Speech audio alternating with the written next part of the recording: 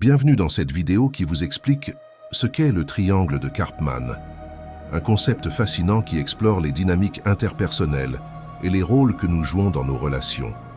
Préparez-vous à plonger dans les profondeurs de ce triangle et à découvrir ses implications sur nos interactions quotidiennes.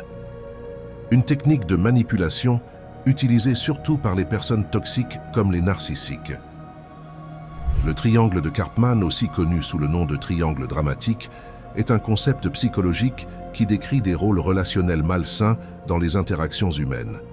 Imaginez une scène où trois personnes sont impliquées dans un conflit ou un problème.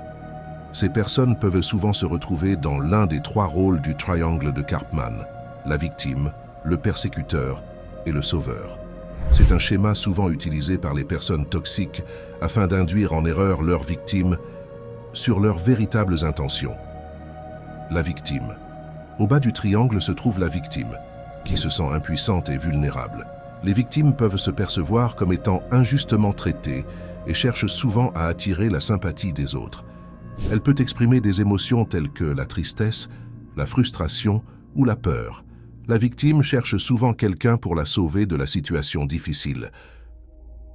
Le persécuteur. Au coin opposé, nous avons le persécuteur, celui qui adopte un comportement agressif ou dominateur envers les autres. Les persécuteurs peuvent intimider, critiquer ou blâmer les autres pour se sentir supérieurs. C'est la personne qui semble agir de manière critique, accusatrice ou oppressante envers la victime. Elle peut exprimer des émotions telles que la colère, le mépris ou le ressentiment. Le persécuteur cherche souvent à blâmer la victime pour la situation. Le sauveur.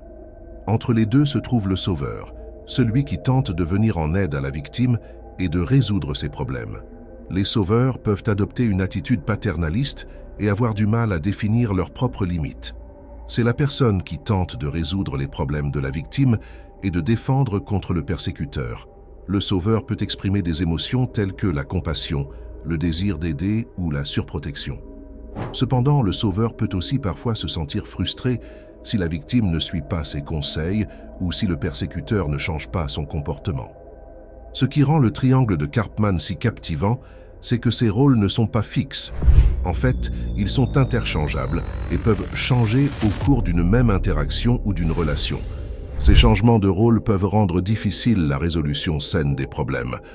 Par exemple, une personne qui se perçoit comme une victime peut passer soudainement au rôle de persécuteur en critiquant violemment quelqu'un d'autre. Ou bien, un sauveur peut se sentir frustré et adopter le rôle de la victime lorsqu'il ne reçoit pas la reconnaissance qu'il espérait. Reconnaître ces dynamiques et les schémas récurrents dans nos relations est essentiel pour briser le cycle du triangle de Karpman. Cela nécessite de développer une conscience de soi et une capacité à établir des limites saines dans nos interactions.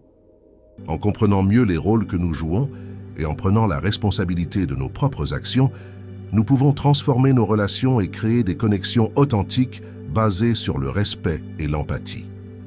La clé pour sortir du triangle de Karpman est de développer des relations plus équilibrées et de favoriser une communication ouverte et constructive.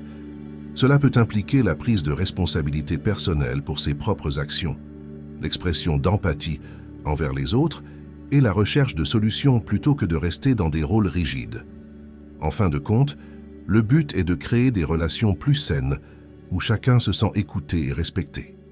Nous voilà à la fin de notre exploration du triangle de Karpman, en espérant que cette plongée dans les méandres des dynamiques interpersonnelles vous a été enrichissante. Rappelez-vous que la reconnaissance des rôles que nous jouons dans nos relations est la première étape vers une transformation positive. En développant une conscience de soi et en établissant des limites saines, nous pouvons transcender les limitations du triangle et cultiver des liens authentiques basés sur le respect et l'empathie.